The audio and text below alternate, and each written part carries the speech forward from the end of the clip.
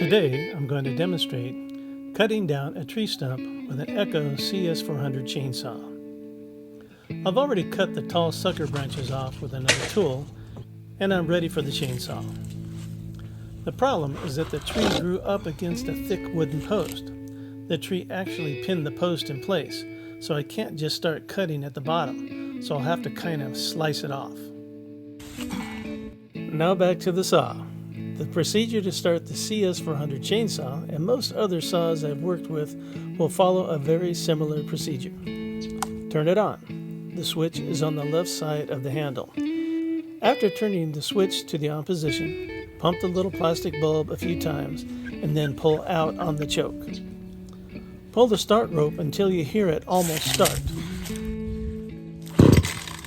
Now push the choke back in and pull the rope again. All the Echo chainsaws usually start on the first or second pull, mostly the first.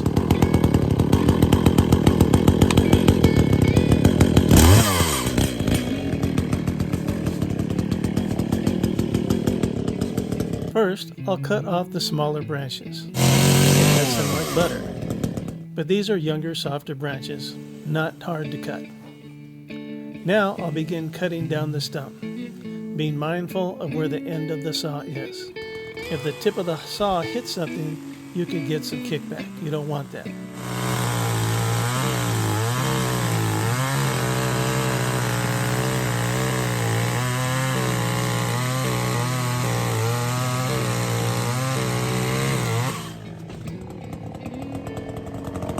When done, step away from the tree and engage the chain brake. Then turn off the saw.